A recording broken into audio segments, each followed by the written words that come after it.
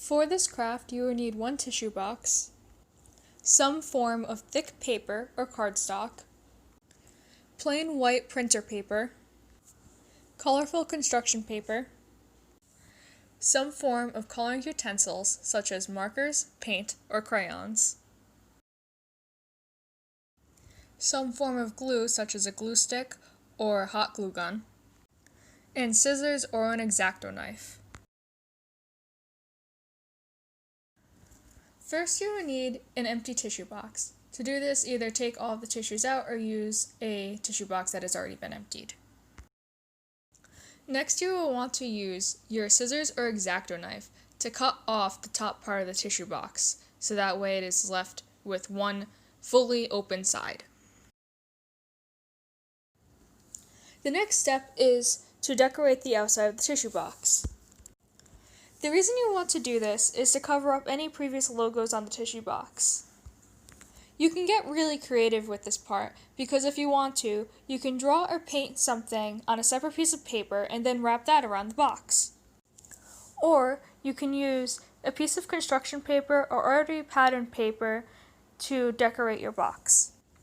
For my box, I just used a couple pieces of plain light blue construction paper.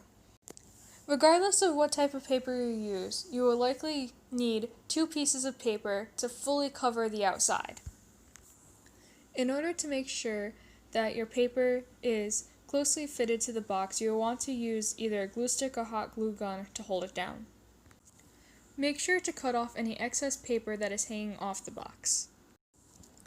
Once you have fully decorated the outside of the box, you can move on to creating a background for the inside.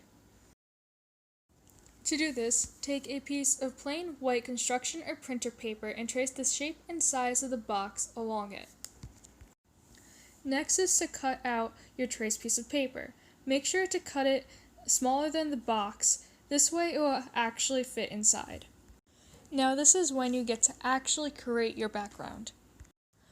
Make sure to keep in mind what your overall plan for your box is, or what kind of theme you're going for. For my box, I wanted it to take place at nighttime, but I also wanted it to be colorful. Because of this, I created a galaxy background. You can also use any type of art supplies to actually create your background. For my box, I decided to use watercolors. You can use markers, glue together different types of construction paper, you can use crayons, colored pencils, whatever you see fit or whatever you like to use most. If you use some sort of wet art supply, such as watercolors or markers, you will want to cut out another piece of paper, preferably a thicker paper like cardstock. This way, you can glue your background onto it before gluing that into the inside of your box. The reason you want to do this is to prevent any potential tearing or ripping in your art. After creating a more sturdy background, simply glue the back of that piece of paper and stick it inside the back of your box.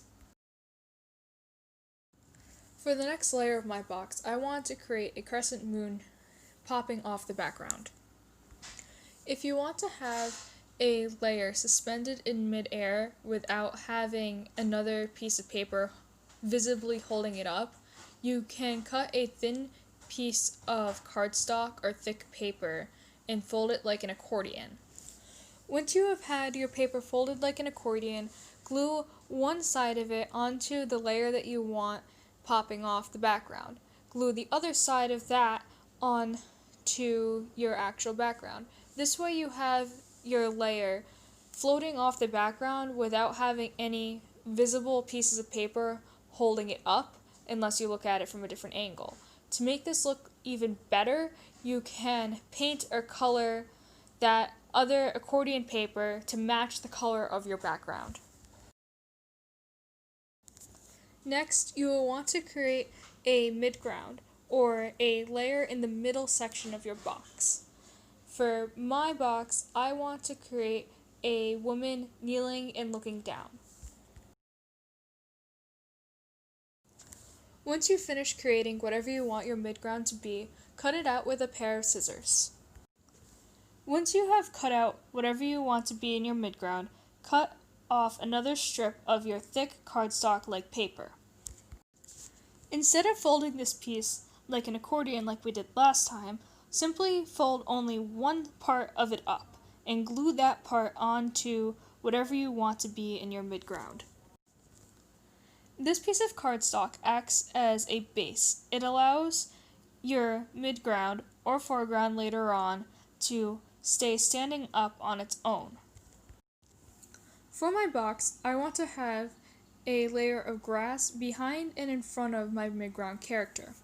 In order to do this, I just cut out a piece of green construction paper to look like grass. To make the grass stand up, I simply used the same exact technique that I had just used on my midground character.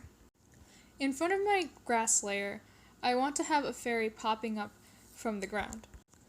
I want my fairy to be coming off of the ground and to not be touching the ground, but it's also too far away from the background to realistically have my accordion reach all the way.